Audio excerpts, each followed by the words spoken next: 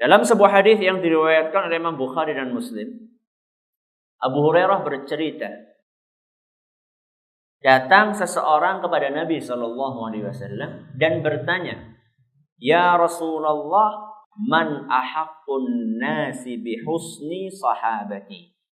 Wahai Rasul, siapakah manusia yang paling berhak untuk saya muamalahi dengan cara yang baik?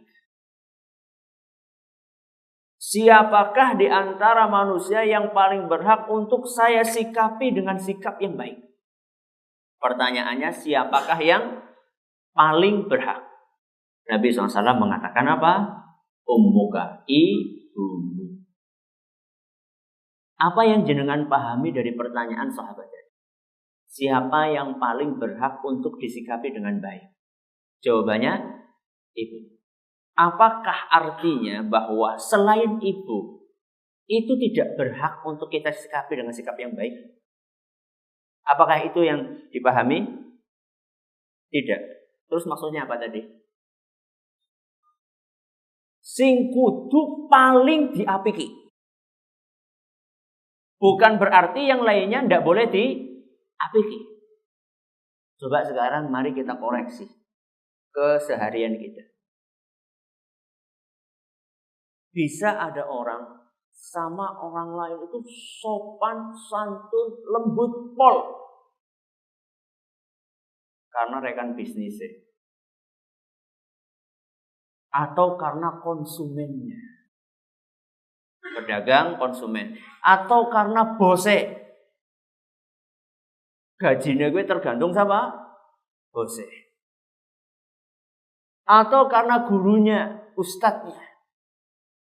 Ketika bertemu dengan orang-orang tersebut, dia berkata dengan kata-kata yang santun. Kalau ngomong dia nunduk. Kalau bosnya berbicara, dia mendengarkan dengan baik. Tidak pernah berani untuk memutus omongannya. Bagaimana dengan orang tua kita? Apakah kita sehormat itu dengan orang tua kita? Kalau belum, berarti kita belum mengamalkan hadis Nabi. Itu maksudnya. Jadi maksudnya orang yang paling berhak untuk kita hormati itu orang tua kita. Kita bisa bertutur kata yang lembut kepada ustadz kita. Kenapa kita tidak bisa bertutur kata yang lembut kepada siapa? Orang tua kita. Jasanya orang tua itu lebih besar dibandingkan jasanya ustadz kepada jenengan. Apalagi jasanya bosnya jenengan. Gak pernah kita itu mengatakan tidak kepada bos kita kalau disuruh. Tapi pernah gak kita mengatakan tidak ketika disuruh sama orang tua kita? Sering. Berarti kita belum praktek hadis. Jadi maksud dari hadis ini bahwa orang tua kita adalah manusia yang paling berhak untuk dihormati dari sekian banyak manusia yang ada di muka bumi. Siapapun dia. Bahkan sampai presiden sekalipun. Kemudian sahabat tadi bertanya lagi kepada Nabi SAW. Ya Rasulullah, tsumma man? Terus siapa lagi? Maka Nabi SAW berkata siapa? Ibu. Kedua kalinya. Kemudian Nabi SAW ditanya lagi, siapa lagi wahai Rasul? Diulangi lagi, ibu. Sampai berapa kali? Baru kemudian ketika Nabi SAW ditanya, terus siapa lagi wahai Rasul? Baru beliau mengatakan siapa? Bapak. Jadi di sini bukan berarti bapak itu tidak perlu dihormati, bukan. Tapi penghormatan kita kepada ibu kita harus lebih besar daripada penghormatan kita kepada bapak kita. Coba jasanya orang tua kita sama kita berapa coba? Walaupun sekarang kita ini sudah bisa misalnya merawat orang tua kita yang sudah sepuh misalnya. Sehingga orang tua kita itu hanya duduk atau hanya terbaring di atas kasur sampai kita nuwun sewu menceboki orang tua kita. Seakan-akan ada sebagian orang, wah saya sudah bisa membalas bagaimana dulu orang tua saya menceboki saya. Tidak sebanding sama sekali. Tidak sebanding jumlahnya dan adabnya. Jumlahnya apa coba jenengan? Kita. Berapa kali diceboki sama orang tua kita? Kita masih diwawi sama orang tua kita sampai umur berapa? 5 tahun. Misalnya sampai 5 tahun. Dalam sehari diwawi berapa kali? Tergantung.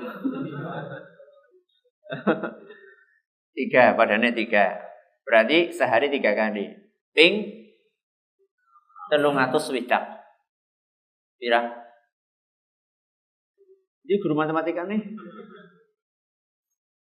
1000-an. Ping 5. Berapa?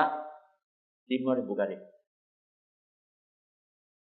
Kita menceboki ibu kita atau orang tua kita berapa kali? Itu jumlahnya. Dari sisi jumlahnya nggak sebanding. Kemudian dari sisi adab, dari sisi perasaan ketika menceboki. Ibu kita menceboki kita dalam keadaan dia berharap moga-moga bocahku sehat, umurnya dawa. Kalau anak menceboki orang tuanya gimana?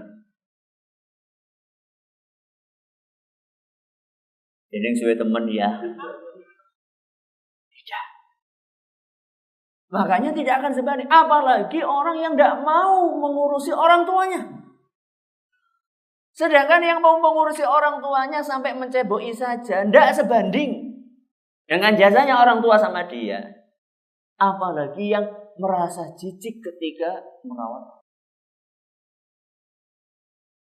Bahkan ngersulo, bahkan marah-marah ketika melihat orang tuanya. Maaf, sebagai orang tua kan, kalau usianya sudah lanjut itu sampai dia tidak terasa untuk buang kotoran. Mambrah-mambrah gimana? Marah. Mereka adalah manusia yang paling berhak untuk kita hormati sebagaimana dijelaskan oleh Nabi SAW dalam hadis riwayat Bukhari dan Muslim. Kemudian di dalam Al-Quran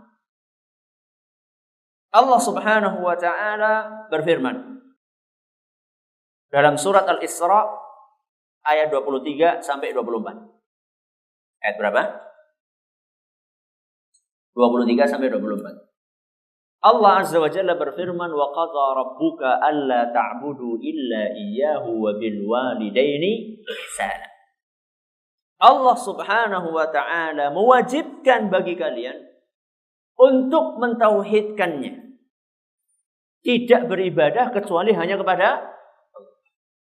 Ini kewajiban yang paling utama dalam agama kita. Kewajiban yang paling utama dalam agama kita adalah mentauhidkan Allah. Memurnikan seluruh ibadah kita hanya kepada Allah. Baru kemudian Allah Subhanahu wa ta'ala menyebutkan siapakah manusia yang paling berhak untuk kita hormati setelah kita berbakti kepada Allah Azza wa Jalla. Wa bil walidaini ihsan. Yaitu kedua orang berbuat baik kepada orang tua. Berbakti kepada kedua orang tua.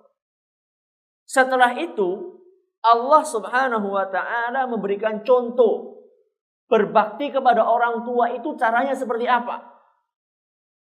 Kata Allah Subhanahu wa ta'ala, imma yablughanna indakal kibara ahaduhuma aw kilahuma fala taqul lahuma uffin. Seandainya kalian menjumpai kedua orang tua kalian dalam keadaan lanjut usia, salah satu atau keduanya, maka jangan sekali-kali kalian mengatakan kepada kedua orang. Adalah sebuah ungkapan di mana seseorang itu merasa ngersulah, merasa tidak suka dengan apa yang diperintahkan oleh orang tua. Mungkin kalau di negeri kita itu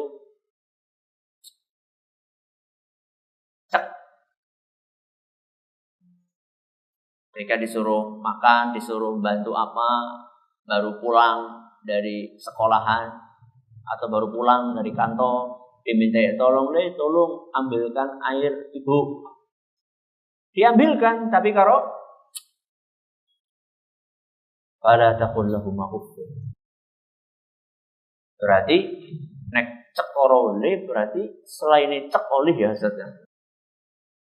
Ini kata para ulama menjelaskan Contoh yang paling rendah yang tidak boleh. Artinya yang lebih berat itu lebih tidak boleh. Maka na'udzubillah min dzalik, betapa banyak orang-orang yang berani membentak kedua orang tua. Orang-orang yang seperti ini dijamin kalau sampai orang tuanya tidak ridho sama dia, Allah pun tidak akan ridho. Kalau Allah sudah tidak ridho sama seorang hamba, apa urusannya semuanya sulit. Makanya hati-hati. Walaupun kita tidak setuju dengan apa yang diperintahkan oleh orang tua kita. Misalnya orang tua kita menyuruh sesuatu yang tidak sesuai dengan ajaran agama misalnya. Ya kita tolak dengan cara yang lembut. Apalagi seandainya yang disuruh oleh orang tua kita sesuatu yang baik. Digugah sholat. Masa di antara jenengan ada yang masih dibangunkan seorang tuanya? Masih? Banget deh. Seharusnya jenengan yang bangunkan. Masa kita masih bangunkan orang tua kita? Ya. Ini perlu perbaikan. Nah, ketika dibangun sama orang tua kita aku anak-anak dulu diubah. Kalau misalnya diperintahkan yang buruk saja, menolaknya kita disuruh dengan cara yang baik, apalagi kalau misalnya kita diperintahkan untuk sesuatu yang baik. Fala taqul lahuma uffin wala tanharhuma. Dan janganlah kalian membentak kedua orang tua. Membentak kedua orang tua saja tidak boleh, apalagi termasuk yang di bawah-bawahnya mengangkat suara melebihi suaranya orang tua. Para ulama kita dulu kalau misalnya mereka sampai mengangkat suara melebihi orang tuanya, dia sampai istighfar berkali-kali. Gak sengaja gitu mengangkat suara, entah mungkin karena jaraknya jauh mungkin. Tolong ini. Ya bu, lebih keras daripada suara orang tuanya. Dia minta maaf, beristighfar kepada Allah Azza wa Jalla. Wa qul lahuma qawlan karim. Dan ucapkanlah kata-kata yang baik kepada orang. Kata-kata yang santun. Syukur-syukur kalau di dalam etika di negeri kita, syukur-syukur nek bisa Jawa, nek bisa bahasa ya bahasa, nek bisa. Tapi sayangnya ya banyak di antara kita ya angel kod bahasa kromo. Artinya kromo, tapi orang ngerti kromo. Artinya kromo dalam arti nikah. Tapi sulit untuk kromo inggil sama orang tua. Malah kadang-kadang kewalik-walik. Tuh. Ampun mangan. Kulo sampun dahar. Astagfirullahaladzim. Ini termasuk di antara bentuk berbakti kepada orang tua, yaitu dengan ucapan yang lembut. Makanya kalau misalnya kita mau ngomong sesuatu sama orang tua, kalau bisa itu dipikir dan diatur kira-kira apa omongan yang akan disampaikan. Kemudian setelah Allah mencontohkan bagaimana cara kita berbakti kepada orang tua kita dengan lisan kita, Allah Subhanahu wa ta'ala mencontohkan bagaimana kita berbakti dengan sikap kita. Kata Allah Azza wa Jalla, "Wakhfid lahuma janahad dhulli minar rahmah." Rendahkanlah diri kalian di hadapan kedua orang tua kalian karena kasih sayang. Ini yang kadang-kadang ada di antara kita belum mempraktekkan. Mentang-mentang kita itu sekarang lebih kuat dari orang tua kita, fisik kita. Atau mentang-mentang tingkat pendidikan kita lebih tinggi dibanding orang tua. Atau mentang-mentang kita bacaan Qur'annya lebih baik daripada bacaan orang tua kita. Kemudian kita itu menyikapi orang tua kita dengan sikap seakan-akan kita itu lebih tinggi dan lebih istimewa dari orang tua kita. Padahal Allah mengatakan waqfid lahum janahadz dzulli, merendahlah kalian di hadapan orang tua kalian. Ketika kita bersikap sama orang tua kita, walaupun ilmu kita lebih tinggi, walaupun fisik kita lebih kuat, walaupun pakaian kita lebih bagus, ketika kita bersikap sama orang tua kita, sikapilah orang tua kita dengan kita merendah di hadapan orang tua kita. Kemudian setelah itu Allah Azza wa Jalla menutup firman-Nya, wa qur rabbirhamhuma kama rabbayani shaghira.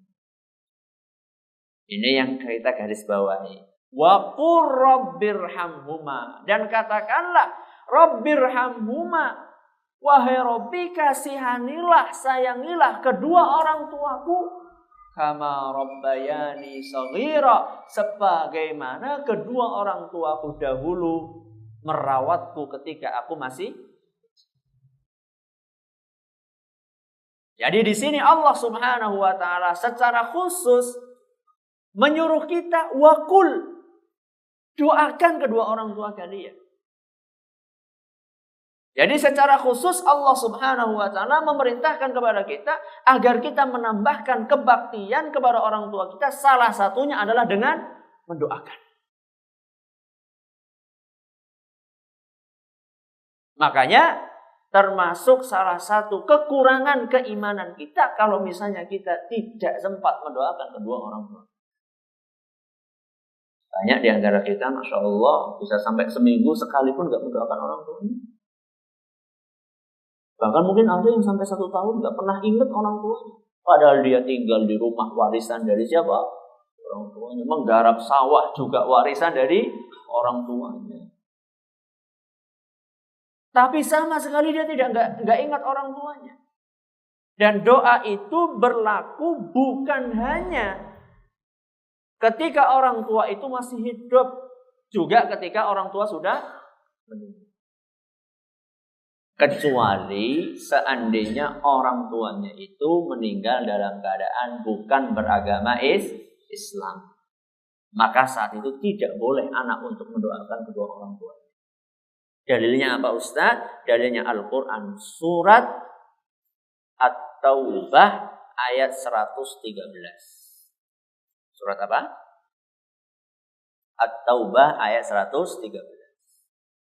Kata Allah, "Ma kana lin-nabiyyi wal-ladzina amanu an yastaghfiru lil musyrikina." Tidak boleh bagi Nabi dan orang-orang yang beriman mendoakan ampunan bagi kaum musyrikin. Tidak boleh mendoakan ampunan bagi kaum musyrikin, walau kanu uli kurba, walaupun mereka adalah orang-orang terdekatnya. Min ba'di ma tabayyana lahum annahum ashabul jahim. Setelah dia tahu bahwasanya orang-orang tersebut adalah termasuk penghuni neraka jahanam. Jadi di sini secara tegas Allah Subhanahu wa taala menjelaskan bahwa kita tidak boleh mendoakan orang musyrik untuk diampuni sama Allah Azza wa Jalla. Terus yang boleh apa Ustaz? Yang boleh itu mendoakan supaya dapat hidayah kalau masih. Dan ini salah satu bentuk kebaktian kita sama orang tua kita.